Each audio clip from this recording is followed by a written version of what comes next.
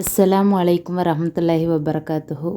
நபிகள் நாயகம் ஸல்லல்லாஹு அலைஹி வஸல்லம் அவர்களோட வரலாறு பார்த்துக்கிட்டு இருக்கோம். அந்த வீடியோவோட தொடர்ச்சி இது.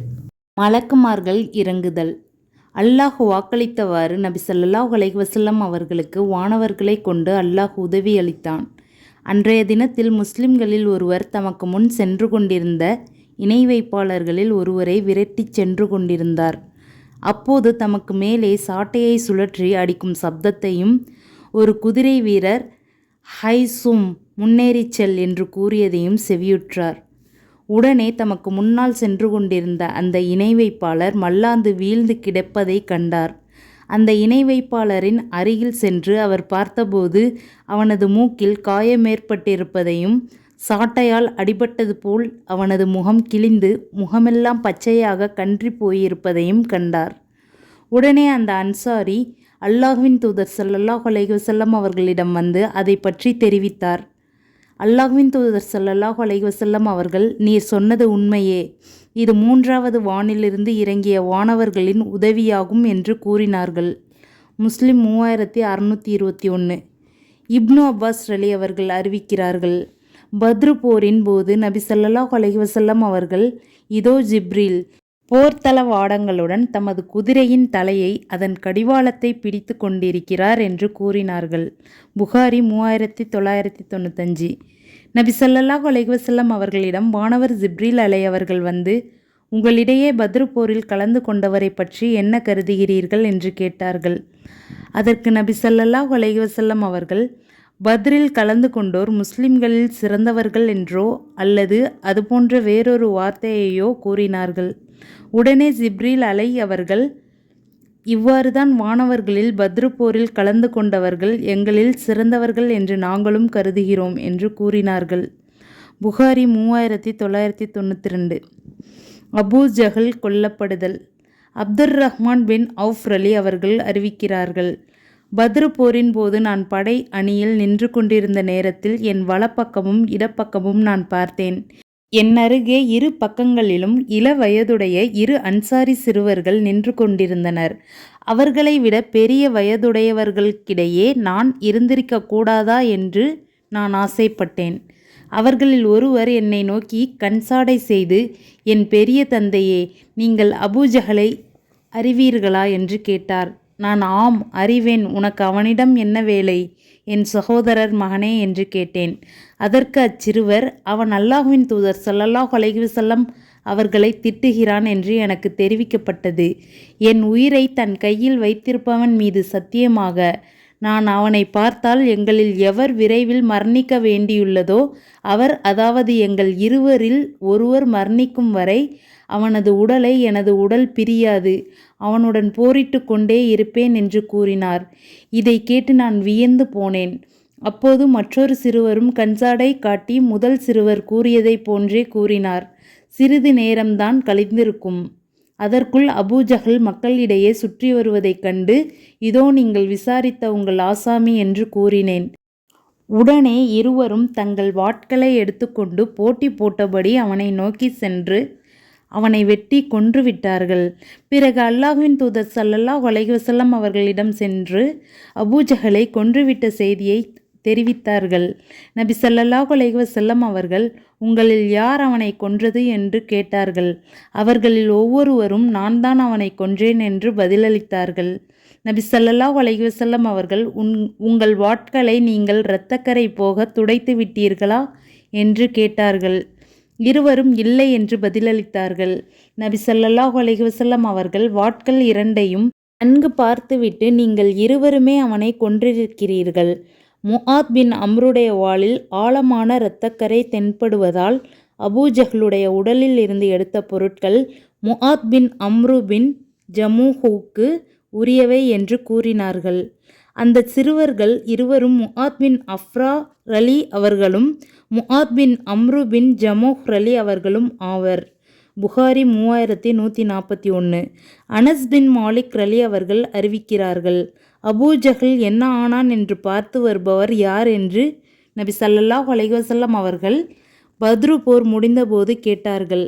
உடனே இப்னு மஸ்ஊத் ரலி அவர்கள் அவனை பார்த்து வரச் சென்றார்கள். அப்போது அவனை அஃப்ராவின் இரு புதல்வர்கள் முஆத் முஅவ்வித் ஆகிய இருவரும் பலமாக தாக்கிவிடவே அவன் குற்றுயிராக இருக்க கண்டார்கள். அப்போது இப்னு மஸ்ஊத் ரலி அவர்கள் அவனது தாடியை பிடித்து கொண்டு, அபூஜஹல் நீதானே என்று கேட்டார்கள். நீங்கள் கொன்றுவிட்ட ஒரு மனிதனுக்கு மேலாக அல்லது தன்னுடைய சமுதாயத்து மக்களாலேயே கொல்லப்பட்டுவிட்ட ஒரு மனிதனுக்கு மேலாக ஒருவன் உண்டா? விவசாயி அல்லாத ஒருவன் என்னை கொன்றிருந்தால் நன்றாயிருந்திருக்குமே என்று தன்னைத்தானே பெருமைப்படுத்தியபடி அவன் கூறினான். புகாரி 4020. கொல்லப்பட்ட காஃபிர்கள். முஸ்லிம்கள் அன்றைய தினத்தில் இணை வைப்பாளர்களில் 70 பேரை கொன்றனர். 70 பேரை சிறை பிடித்தனர். முஸ்லிம் 3621. அபூதல்ஹார் அலி அவர்கள் அறிவிக்கிறார்கள், பத்ரு போர் நடந்து முடிந்த நாளன்று நபி ஸல்லல்லாஹு அலைஹி வஸல்லம் அவர்கள் குறைஷி தலைவர்களில் 24 பேர்களின் சடலங்களை பத்ருடைய கிணறுகளில் அசுத்தமானதும் அசுத்தப்படுத்தக்கூடியதுமான கற்களால் உட்சுவர் எடுக்கப்பட்ட கிணறு ஒன்றில் தூக்கி போடுமாறு உத்தரவிட்டார்கள். எதிரி கூட்டத்தினர் எவரிடமாவது நபி ஸல்லல்லாஹு அலைஹி வஸல்லம் அவர்கள் போரிட்டு வெற்றி கண்டால் போரிட்ட இடத்திலுள்ள திறந்த வெளியில் 3 நாட்கள் தங்கி செல்வது அவர்களது வழக்கமாக இருந்தது. பத்ரு முடிந்த 3ஆம் நாள் தம்முடைய வாகனமான ஒட்டகத்தின் மீது அதன் சிவிகையை ஏற்றி கட்டுமாறு நபி ஸல்லல்லாஹு அலைஹி வஸல்லம் அவர்கள் உத்தரவிட்டார்கள். ஆகவே அதன் மீது அதன் சிவிகை கட்டப்பட்டது. பிறகு நபி ஸல்லல்லாஹு அலைஹி வஸல்லம் அவர்கள் புறப்பட்டு சென்றார்கள். அவர்களுடைய தோழர்களும் அவர்களை பின்தொடர்ந்தனர். நபி ஸல்லல்லாஹு அலைஹி வஸல்லம் அவர்கள் ஏதோ தமது தேவை ஒன்றிற்காகவே செல்கிறார்கள் என்றே நாங்கள் நினைத்தோம்.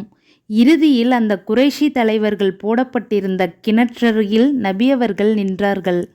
கிணற்றோரம் நின்றிருந்த நபி ஸல்லல்லாஹு அலைஹி வஸல்லம் அவர்கள் அதில் எரியப்பட்டிருந்த அவர்களுடைய பெயர்களையும் அவர்களுடைய தந்தையரின் பெயர்களையும் குறிப்பிட்டு, இன்னாரின் மகன் இன்னாரே, இன்னாரின் மகன் இன்னாரே, அல்லாஹுவுக்கும் அவனுடைய தூதருக்கும் நீங்கள் கீழ்ப்படிந்து நடந்திருந்தால் இப்போது அது உங்களுக்கு மகிழ்ச்சி அளிக்கும் தானே. ஏனெனில் எங்களுடைய இரட்சகன் எங்களுக்கு வாக்களித்த நன்மைதனை உண்மையானதே என்று நாங்கள் கண்டுகொண்டோம். உங்களுக்கு உங்களுடைய இரட்சகன் வாக்களித்த தண்டனைதனை உண்மையானதுதான் என்று நீங்கள் கண்டுகொண்டீர்களா என்று கூறினார்கள். உடனே அருகில் இருந்த உமர் அலி அவர்கள், அல்லாஹுவின் தூதரே, உயிரற்ற சடலங்களிடமா பேசுகிறீர்கள் என்று கேட்டார்கள். அதற்கு நபி ஸல்லல்லாஹு அலைஹி வஸல்லம் அவர்கள், என்னுடைய உயிர் எவன் கையில் உள்ளதோ அவன் மீதானையாக நான் கூறுவதை கிணற்றில் உள்ள இவர்களை விட நன்கு செவியேற்பவர்களாக நீங்கள் இல்லை என்று கூறினார்கள். நூல் புகாரி 3976. இவ்வாறு பத்ரு யுத்தம் முஸ்லிம்களுக்கு மிக பெரும் வெற்றியாக அமைந்தது. போரில் கைப்பற்றப்பட்ட பொருட்கள் தொடர்பான சட்டம் இறங்குதல். போர் முடிந்து மதீனாவை நோக்கி திரும்பும் வழியில் போரில் கைப்பற்றப்பட்ட பொருட்கள் தொடர்பாக நபித்தோழர்களுக்கு மத்தியில் கருத்து வேறுபாடு ஏற்பட்டது. உபாதா இப்னு சாமித் ரலி அவர்கள் அறிவிக்கிறார்கள், நாங்கள் நபி ஸல்லல்லாஹு அலைஹி வஸல்லம் அவர்களுடன் பத்ரு போருக்கு சென்றோம். போரில் அல்லாஹ் எதிரிகளை தோற்கடித்து முஸ்லிம்களுக்கு வெற்றியளித்தான். முஸ்லிம்களில் ஒரு சாரார் எதிரிகளை விரட்டி அடிப்பதிலும் அவர்களுடன் எதிர்த்து போரிட்டு அவர்களை கொல்வதிலும் மும்முரமாக இருந்தனர். இன்னொரு சாரார் எதிரிகளின் பொருட்களை ஒன்று திரட்டினர். மற்றொரு சாரார் நபி ஸல்லல்லாஹு அலைஹி வஸல்லம் அவர்களை எதிரிகள் தாக்காமல் இருக்க அவர்களை சுற்றி பாதுகாத்தனர். இரவில் போர் முடிந்து மக்கள் ஒன்று சேர்ந்தபோது பொருட்களை சேகரித்தவர்கள், நாங்கள்தான் பொருட்களை ஒன்று சேர்த்தோம், எனவே அதில் வேறு யாருக்கும் எவ்வித பங்கும் கிடையாது என்றனர். எதிரிகளை விரட்டியவர்கள், எங்களை பார்க்கிலும் அதிகமாக உங்களுக்கு அதில் உரிமை இல்லை, நாங்கள்தான் எதிரிகளை துரத்தினோம், தோற்கடித்தோம், எனவே எங்களுக்கே அது உரிமையானது, எங்களை விட நீங்கள் அதற்கு உரிமையுடையவர்களாக இருக்க முடியாது என்றனர். நபி அவர்களை பாதுகாக்கும் பணியில் இருந்தவர்கள் நபி ஸல்லல்லாஹு அலைஹி வஸல்லம் அவர்களை எதிரிகள் தாக்கிடுவரை என்ற பயத்தால் நாங்கள் அவர்களை பாதுகாப்பதில் இருந்தோம், எனவேதான் உங்களுடன் எங்களால் செயல்பட முடியவில்லை, ஆகவே எங்களுக்கும் அதில் பங்கு வேண்டும் என்றனர். இந்த பிரச்சனைக்கு தீர்வை அல்லாஹ் குர்ஆனில் இறக்கி வைத்தான். போர்க்களத்தில் எதிரிகளிடம் கைப்பற்றப்படும் பொருட்களை பற்றி முஹம்மதே உம்மிடம் அவர்கள் கேட்கின்றனர். போர்க்களத்தில் எதிரிகளிடம் கைப்பற்றப்படும் பொருட்கள் பற்றி முடிவு செய்யும் அதிகாரம் அல்லாஹுக்கும் இத்தூதருக்கும் உரியது என்று கூறுவீராக. எனவே அல்லாஹுவை அஞ்சுங்கள். உங்களுக்கிடையே உள்ள உறவுகளை சீர்படுத்தி கொள்ளுங்கள். நீங்கள் நம்பிக்கை கொண்டிருந்தால் அல்லாஹுக்கும் அவனது தூதருக்கும் கட்டுப்படுங்கள். அல் குர்ஆன் 8:1. அஹ்மது 21,699. கைதிகள் தொடர்பான சட்டம். முஸ்லிம்கள் எதிரிகளை சிறைபிடித்த போது அல்லாஹ்வின் தூதர் ஸல்லல்லாஹு அலைஹி வஸல்லம் அவர்கள் அபூபக்கர் அலி அவர்களிடமும் உமர் அலி அவர்களிடமும், இந்த கைதிகள் விஷயத்தில் நீங்கள் என்ன கருதுகிறீர்கள், இவர்களை என்ன செய்யலாம் என்று ஆலோசனை கேட்டார்கள். அபூபக்கர் அலி அவர்கள், அல்லாஹ்வின் தூதரே, எதிரிகளாயினும் அவர்கள் நம் தந்தையின் சகோதரர் புதல்வர்களே, நம் குலத்தாரே, அவர்களிடமிருந்து ஏதேனும் பிணைத்தொகையை பெற்றுக்கொள்ளுங்கள். அது இறை மறுப்பாளர்களுக்கு எதிரான பலமாக நமக்கு அமையும். அவர்களுக்கு அல்லாஹ் இஸ்லாத்திற்கு வழிகாட்டக்கூடும். இவ்வாறே நான் கருதுகிறேன் என்றார்கள். பிறகு அல்லாஹ்வின் தூதர் ஸல்லல்லாஹு அலைஹி வஸல்லம் அவர்கள், நீங்கள் என்ன கருதுகிறீர்கள் கத்தாபின் புதல்வரே என்று கேட்டார்கள். உமர் அலி அவர்கள், இல்லை, அல்லாஹ்வின் மீதானையாக இவ்வாறு செய்யாதீர்கள். அல்லாஹ்வின் தூதரே, எனது கருத்து அபூபக்கர் அவர்களின் கருத்தை போன்றதன்று. மாறாக அவர்களை எங்களிடம் ஒப்படைத்து விடுங்கள். அவர்களின் கழுத்துகளை நாங்கள் துண்டித்து விடுகிறோம். அக்கீலை அலி அவர்களிடம் ஒப்படைத்து விடுங்கள். அவரது கழுத்தை அலி துண்டிக்கட்டும். உமர் அலி அவர்கள் தம் குலத்தாரில் ஒருவரின் பெயரை குறிப்பிட்டு, இன்ன மனிதரை என்னிடம் ஒப்படையுங்கள், நான் அவரது கழுத்தை துண்டித்து விடுகிறேன். ஏனெனில் இவர்கள் இறைமறுப்பின் தலைவர்கள், அதன் முன்னோடிகள். எனவே பிணைத்தொகை பெற்று இவர்களை விடுவிக்க வேண்டாம் என்று ஆலோசனை கூறினார்கள். உமர் அலி அவர்கள் கூறினார்கள், அபூபக்கர் அலி அவர்களின் கருத்தையே அல்லாஹ்வின் தூதர் ஸல்லல்லாஹு அலைஹி வஸல்லம் அவர்கள் விரும்பினார்கள். எனது கருத்தை அவர்கள் ஆதரிக்கவில்லை. மறுநாள் சென்றபோது அல்லாஹ்வின் தூதர் ஸல்லல்லாஹு அலைஹி வஸல்லம் அவர்களும் அபூபக்கர் அலி அவர்களும் அமர்ந்து அழுது கொண்டிருந்தனர். நான், அல்லாஹ்வின் தூதரே, நீங்களும் உங்கள் நண்பரும் ஏன் அழுகிறீர்கள்? உங்கள் அழுகைக்கான காரணத்தை அறிந்தால் நானும் அழுவேன். அழுகை வராவிட்டாலும் உங்களது இருவரது அழுகையைக் கண்டு அழுவது போன்றாவது இருப்பேனே என்று கூறினேன். அதற்கு அல்லாஹ்வின் தூதர் ஸல்லல்லாஹு அலைஹி வஸல்லம் அவர்கள், கைதிகளிடமிருந்து பிணைத்தொகையை பெற்றுக்கொண்டு அவர்களை விடுவித்து விடலாம் என உங்களுடைய நண்பர்கள் எனக்கு கூறிய ஆலோசனைக்காகவே நான் அழுகிறேன். ஆனால் இதோ இந்த மரத்திற்கு அருகில் அந்த எதிரிகள் வேதனை செய்யப்படுவது எனக்கு எடுத்து காட்டப்பட்டது என்று தமக்கு அருகில் இருந்த ஒரு மரத்தை காட்டி அல்லாஹ்வின் தூதர் ஸல்லல்லாஹு அலைஹி வஸல்லம் அவர்கள் கூறினார்கள். அப்போது அல்லாஹ், பூமியில் எதிரிகளை வேரறுக்கும் வரை சிறைப்பிடித்தல் எந்த நபிக்கும் தகாது என்று தொடங்கி, நீங்கள் அடைந்த போர் செல்வங்களை அனுமதிக்கப்பட்ட தூய்மையானவையாகவே கருதி உண்ணுங்கள் 8:67-69 என்பது வரை 3 வசனங்களை அருளினான். அப்போதுதான் போர் செல்வங்களை அவர்களுக்கு அல்லாஹ் அனுமதித்தான். முஸ்லிம் 3621. பத்ருக்கும் உஹதுக்கும் மத்தியில். பத்ரு போர் முடிந்த பிறகு நபி ஸல்லல்லாஹு அலைஹி வஸல்லம் அவர்கள் முஸ்லிம்களை பாதுகாப்பதற்காக பல்வேறு இராணுவ நடவடிக்கைகளில் ஈடுபட்டார்கள். பத்ரு போரில் முஸ்லிம்கள் பெற்ற வெற்றி மதினாவில் வாழ்ந்த யூதர்களுக்கு மிக பெரும் அச்சத்தை ஏற்படுத்தியது. எனவே அவர்கள் முஸ்லிம்களுக்கு எதிராக மக்கா குறைஷிகளுடன் சேர்ந்து பல்வேறு சதித்திட்டங்களை தீட்டினார்கள். இதன் காரணமாக நபி அவர்கள் யூதர்களுக்கு எதிராகவும் பல்வேறு இராணுவ நடவடிக்கைகளில் ஈடுபட்டார்கள். கஅப் இப்னு அஷ்ரப் கொல்லப்படுதல். யூதர்களில் ஒரு பிரிவை சார்ந்த கஅப் பின் அஷ்ரப் என்பவன் கவிஞனாகவும் அழகானவனாகவும் இருந்தான். இவன் முஸ்லிம்களுக்கு எதிராக பல்வேறு சதித்திட்டங்களை தீட்டினான். நபி அவர்களுக்கு எதிராக கவிதைகளை பாடுவதுடன் குறைஷிகளை முஸ்லிம்களுக்கு எதிராக தூண்டினான். இவனது சதிவேலைகள் நாளுக்கு நாள் அதிகரிக்கவே நபி அவர்கள் இவனுக்கு எதிரான நடவடிக்கையில் இறங்கினார்கள். ஜாபிர் பின் அப்துல்லாஹ் ரலி அவர்கள் அறிவிக்கிறார்கள், அல்லாஹ்வின் தூதர் ஸல்லல்லாஹு அலைஹி வஸல்லம் அவர்கள், கஅப் பின் அஷ்ரபை கொல்வதற்கு தயாராயிருப்பவர் யார்? ஏனெனில் அவன் அல்லாஹுக்கும் அல்லாஹ்வின் தூதருக்கும் தொல்லை கொடுத்து விட்டான் என்று சொன்னார்கள். உடனே முஹம்மது பின் மஸ்லமார் அலி அவர்கள் எழுந்து, நான் அவனை கொல்ல வேண்டுமென்று தாங்கள் விரும்புகிறீர்களா அல்லாஹ்வின் தூதரே என்று கேட்க, நபி ஸல்லல்லாஹு அலைஹி வஸல்லம் அவர்கள் ஆம் என்று பதிலளித்தார்கள். உடனே முஹம்மத் பின் மஸ்லமார் அலி அவர்கள், நான் அவனை குதூகலப்படுத்தி நம்ப வைப்பதற்காக உங்களை குறை கூறி ஏதேனும் சொல்ல எனக்கு அனுமதி தாருங்கள் என்று கேட்டார்கள். நபி ஸல்லல்லாஹு அலைஹி வஸல்லம் அவர்கள் சரி சொல் என்றார்கள். உடனே முஹம்மத் பின் மஸ்லமார் அலி அவர்கள் கஅப் பின் அஷ்ரஃபிடம் சென்று, இந்த மனிதர் முஹம்மது ஸல்லல்லாஹு அலைஹி வஸல்லம் எங்களிடம் மக்களுக்கு தருவதாக தர்மம் கேட்டார், எங்களுக்கு கடும் சிரமம் தந்துவிட்டார் என்று நபி ஸல்லல்லாஹு அலைஹி வஸல்லம் அவர்களை குறை கூறி சலித்து கொள்ளும் விதத்தில் கூறிவிட்டு, உன்னிடத்தில் கடன் கேட்பதற்காக நான் வந்துள்ளேன் என்றும் கூறினார்கள். கஅப் பின் அஷ்ரப், அல்லாஹ்வின் மீதானையாக இன்னும் அதிகமாக நீங்கள் அவரிடம் சலிப்படைவீர்கள் என்று கூறினான். அதற்கு முஹம்மத் பின் மஸ்லமா அவர்கள், நாங்கள் தெரிந்தோ தெரியாமலோ அவரை பின்பற்றிவிட்டோம். அவரது விவகாரம் எதில் முடிகிறது என்று பார்க்காமல் அவரை விட்டு விலகிவிட நாங்கள் விரும்பவில்லை.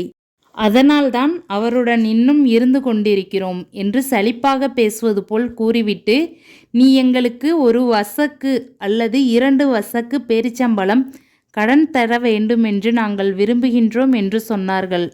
அப்போது கஅப் பின் அஷ்ரப், சரி நான் கடன் தர தயார், என்னிடம் எதையேனும் அடைமானம் வையுங்கள் என்று கூறினான். அதற்கு அவர்கள், நீ எதை விரும்புகிறாய் கேள் என்று கூறினர். கஅப் பின் அஷ்ரப், உங்கள் பெண்களை என்னிடம் அடைமானம் வையுங்கள் என்று சொன்னான்.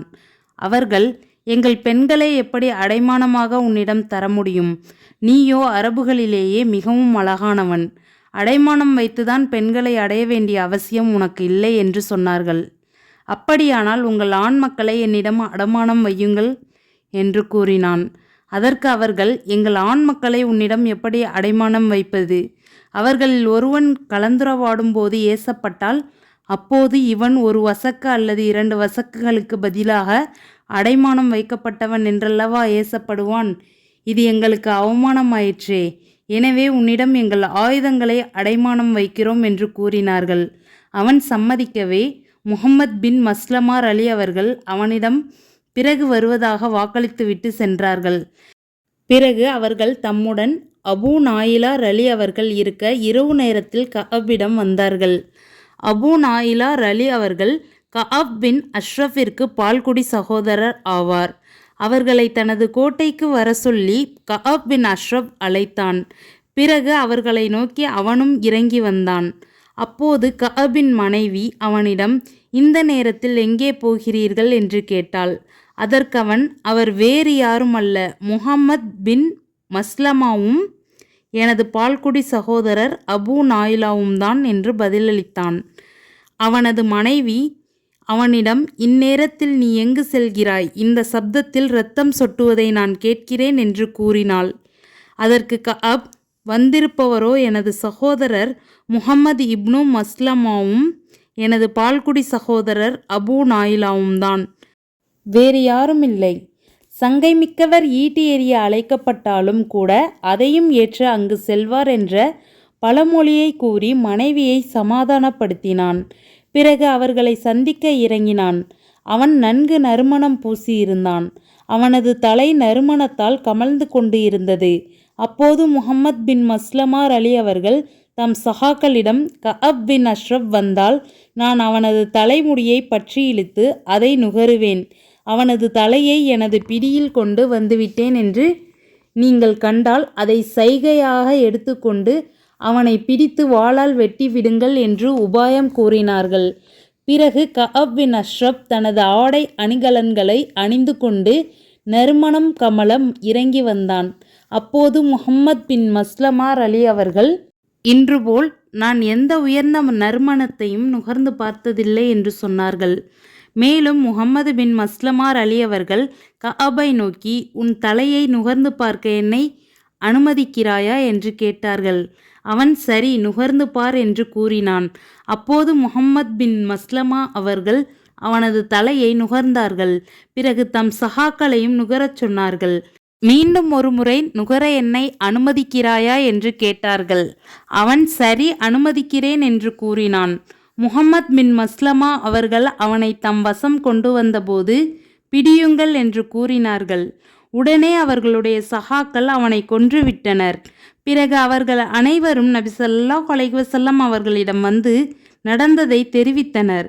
நூல் புகாரி 4037. இவ்வாறே முஸ்லிம்களுக்கு மிக பெரும் எதிரியாக திகழ்ந்த கஅப் பின் அஷ்ரப் என்னும் கயவனின் கதை முடிக்கப்பட்டது. உஹத் யுத்தம். பத்ர் யுத்தத்தில் மிக பெரும் பாதிப்பிற்கு உள்ளாகியிருந்த குறைஷிகள் முஸ்லிம்களை எப்படியாவது பழிக்கு பழி வாங்க வேண்டும் என்று வெறிகொண்டிருந்தனர். முஸ்லிம்களுக்கு எதிராக மிகப்பெரிய போரை நடத்த வேண்டும் என்று ஆலோசனை செய்து அதற்கான முயற்சியில் இறங்கினர். உஹது போர் தொடர்பாக நபி கண்ட கனவு. உஹது போருக்கு முன்பாக நபி அவர்கள் ஒரு கனவினை கண்டார்கள். அதில் வாள் ஒன்றை அசைக்க அதன் முனை உடைவது போன்றும் மற்றொரு முறை அசைக்கும் போது அது முன்பிருந்தபடியே ஒட்டிக்கொள்வது போன்றும் கண்டார்கள். மேலும் சில காளை மாடுகள் அறுக்கப்படுவது போன்றும் கனவில் கண்டார்கள். இது உஹது போர் தொடர்பான கனவுதான் என்று நபி அவர்கள் பின்னர் விளக்கமளித்தார்கள். நபி ஸல்லல்லாஹு அலைஹி வஸல்லம் அவர்கள் கூறினார்கள், எனது கனவில் நான் எனது வாள் ஒன்றை அசைக்க அதன் முனை உடைந்து விடுவதாக கண்டேன். அது உஹது போரின் போது முஸ்லிம்களுக்கு ஏற்பட்ட இழப்பை குறித்தது. பிறகு அதே கனவில் மற்றொரு முறை அந்த வாளை நான் அசைக்க அது முன்பிருந்தபடியே மீண்டும் ஒட்டிக்கொண்டு அழகாகிவிட்டது. அது அல்லாஹ் அதே உஹது போரில் கொணர்ந்த உறுதிப்பாட்டையும் சிதறி ஓடிய முஸ்லிம்கள் மீண்டும் ஒன்று திரண்டதையும் குறித்தது. அந்த கனவில் நான் சில காளை மாடுகளை பார்த்தேன். உஹதில் கொல்லப்பட்டவர்களுக்கு அல்லாஹ் அளித்த அந்தஸ்து அவர்கள் இந்த உலகில் இருந்த நிலையை விட அவர்களுக்கு சிறந்ததாகும். எனவே அந்த மாடுகள் உஹது போரின் போது கொல்லப்பட்ட இறை நம்பிக்கையாளர்களை குறிப்பவையாகும். நூல் புகாரி 3622. நபிமார்கள் காணும் கனவு இறை செய்தியாகும். உஹது போரில் முஸ்லிம்களுக்கு மிக பெரும் பாதிப்பு ஏற்படும் என்பது முன்னதாகவே நபியவர்களுக்கு இறைவன் புறத்திலிருந்து அறிவிக்கப்பட்டுவிட்டது. நபித்தோழர்களுடன் ஆலோசனை. குறைஷிகள் முஸ்லிம்களுக்கு எதிராக மிக பெரும் படை திரட்டி வருகிறார்கள் என்ற செய்தி நபியவர்களை எட்டியது. எனவே மக்கா காஃபிர்களுடன் எவ்வாறு போரை அமைத்து கொள்வது என்பது தொடர்பாக நபித்தோழர்களுடன் ஆலோசனை செய்தார்கள். நபி அவர்கள் மதினாவிலிருந்து வெளியேறாமல் போரை எதிர்கொள்ளலாம் என்று ஆலோசனை கூறினார்கள். ஆனால் நபித்தோழர்கள் மதினாவிற்கு வெளியில்தான் போரை நடத்த வேண்டும் என்று நபி அவர்களை வலியுறுத்தினார்கள். அவர்களின் கோரிக்கையை ஏற்று நபி அவர்கள் போருக்கு புறப்படுவதற்காக கவச ஆடையை அணிந்தார்கள். இந்நிலையில் நாம் நபி அவர்களின் கருத்துக்கு எதிராக அவர்களை வலியுறுத்தி விட்டோமோ என்று எண்ணிய சஹாபாக்கள் நபி அவர்களிடம் வந்து அவர்களின் எண்ணப்படி மதீனாவிற்குள் இருந்தே போரை சந்திக்கலாம் என்று கூறினர். ஆனால் நபி அவர்கள் அதனை ஏற்க மறுத்துவிட்டனர். நபி அவர்கள் செய்த ஆலோசனை தொடர்பாக புகாரி 7369வது ஹதீஸிற்கு முந்தைய பாடத்தில் பின்வரும் குறிப்பிடப்பட்டுள்ளது. உஹது போரின் போது நபி ஸல்லல்லாஹு அலைஹி வஸல்லம் அவர்கள் தம் தோழர்களிடம் ஊரிலேயே தங்கியிருந்து எதிரிகளின் படையை எதிர்கொள்ளலாமா அல்லது பகைவர்களின் படையை எதிர்கொள்ள ஊருக்கு வெளியே புறப்பட்டு போகலாமா என்ற ஆலோசனை கேட்க அவர்கள் ஊருக்கு வெளியே புறப்பட்டு போகலாம் என்று நபி ஸல்லல்லாஹு அலைஹி வஸல்லம் அவர்களிடம் கருத்து தெரிவித்தார்கள். உடனே நபி ஸல்லல்லாஹு அலைஹி வஸல்லம் அவர்கள் தமது கவச ஆடையை அணிந்து கொண்டு ஊருக்கு வெளியே செல்ல உறுதி கொண்டு புறப்பட்ட போது தோழர்கள் ஊரிலேயே தங்கிவிடுங்கள் என்று மாற்று யோசனை சொன்னார்கள். ஆனால் உறுதி கொண்டு விட்ட பின்னால் அவர்களுக்கு நபி ஸல்லல்லாஹு அலைஹி வஸல்லம் அவர்கள் செவிசாய்க்கவில்லை.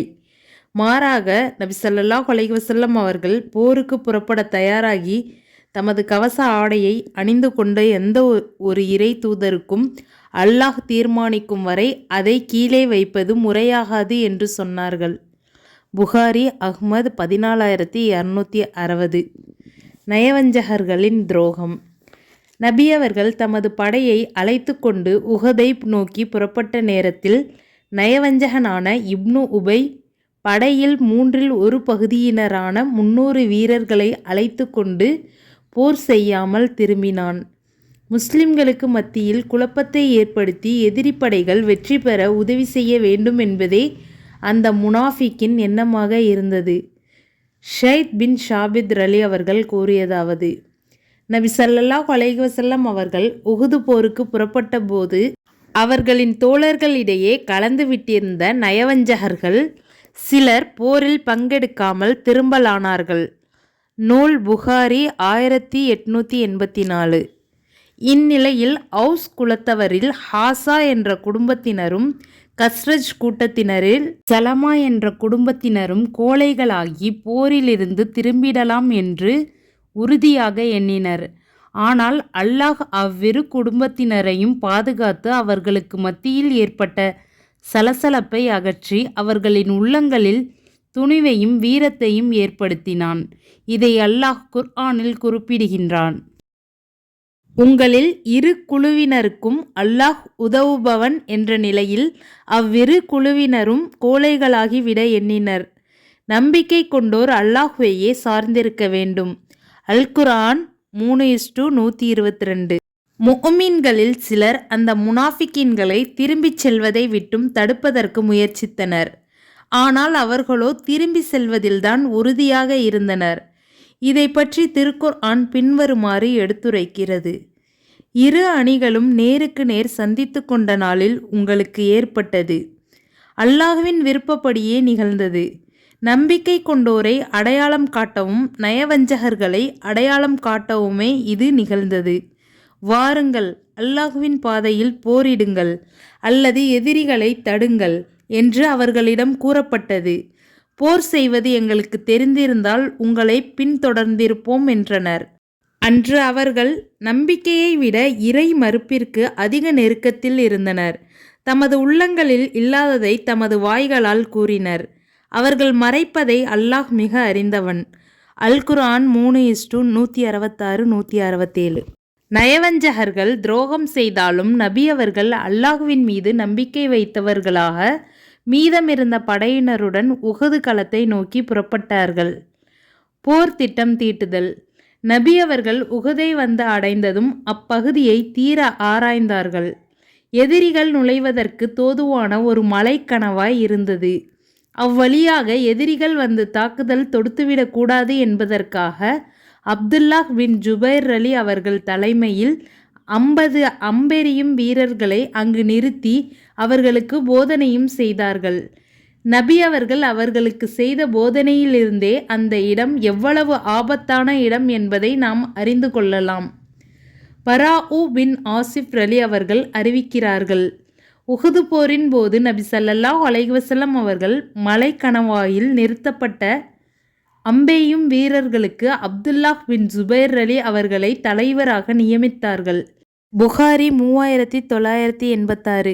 பராஉ பின் ஆசிப் அலி அவர்கள் கூறியதாவது: உஹது போரின் போது அப்துல்லாஹ் பின் ஜுபைர் அலி அவர்களை நபி ஸல்லல்லாஹு அலைஹி வஸல்லம் அவர்கள் காலாட்படையினருக்கு தலைவராக நியமித்தார்கள்.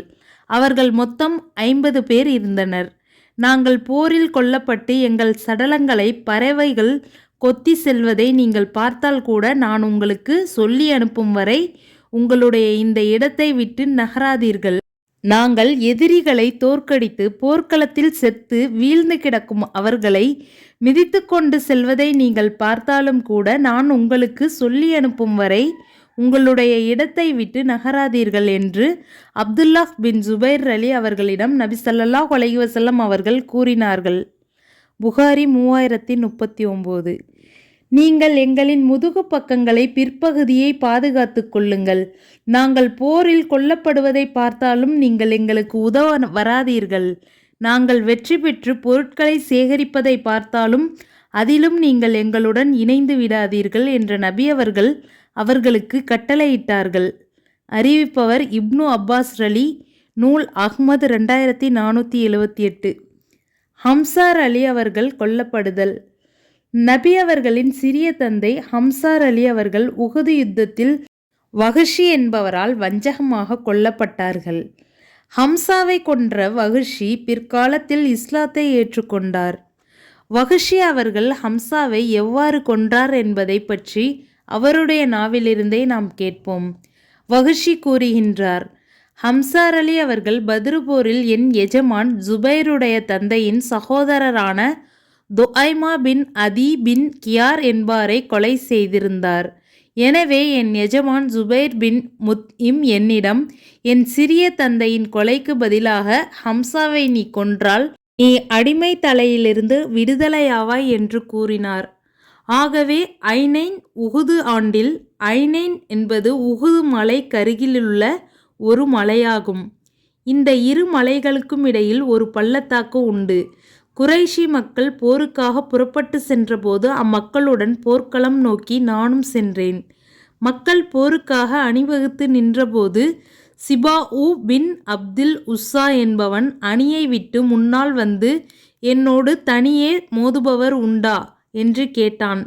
அவனை நோக்கி ஹம்சா பின் அப்தில் முத்தலிப் ரலி கிளம்பி வந்து, பெண்களுக்கு விருத்த சேனம் செய்யும் உம்மு அன்மாரின் மகனே ஷிபாஉவே, நீ அல்லாஹுடனும் அவனுடைய தூதருடனும் பகைத்து கொண்டு மோத வந்திருக்கிறாயா என்று கேட்டார்கள்.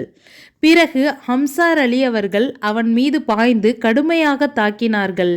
அவன் கழிந்து போய்விட்டு நேற்றைய தினம் போல் மடிந்தவனாக ஆகிவிட்டான். நான் ஹம்சா அவர்களை கொல்ல தருணம் எதிர்பார்த்து அவர்களுக்காக ஒரு பாறைக்கு அடியில் ஒளிந்து கொண்டேன். ஹம்சா அவர்கள் என்னை கவனிக்காமல் நெருங்கி வந்தபோது எனது ஈட்டியை அவரது மர்மஸ்தானத்தை நோக்கி எறிந்தேன். அது பாய்ந்து அவரது புட்டத்திற்கிடையிலிருந்து வெளியேறியது. அதுதான் ஹம்சா அவர்களின் வாழ்நாள் முடிவிற்கு காரணமாக அமைந்தது. நூல் புகாரி 4072. குறைஷிகளுக்கு ஏற்பட்ட தோல்வி. உஹுது யுத்தத்தின் ஆரம்பத்தில் முஸ்லிம்களின் கைதான் மேலோங்கி இருந்தது. முஸ்லிம்களின் தாக்குதலை எதிர்கொள்ள முடியாமல் குறைஷிகள் பின்வாங்கி ஓட ஆரம்பித்தனர். பெண்களெல்லாம் கால் தண்டைகள் தெரியும் அளவிற்கு புறமுதுகிட்டு ஓடினர். இது பற்றி புகாரியில் பின்வருமாறு இடம்பெற்றுள்ளது. முஸ்லிம்கள் இணை வைப்பவர்களை தோற்கடித்து விட்டனர். பெண்கள் தங்கள் ஆடையை உயர்த்தியவர்களாக அவர்களுடைய கால் தண்டைகளும் கால்களும் வெளியில் தெரிய ஓடிக்கொண்டிருப்பதை நான் பார்த்தேன். புகாரி 3039. இதன் தொடர்ச்சி அடுத்த வீடியோவில் இன்ஷா அல்லாஹ். துவா செய்யுங்க. அஸ்ஸலாமு அலைக்கும் வரஹ்மத்துல்லாஹி வபரகாத்துஹு.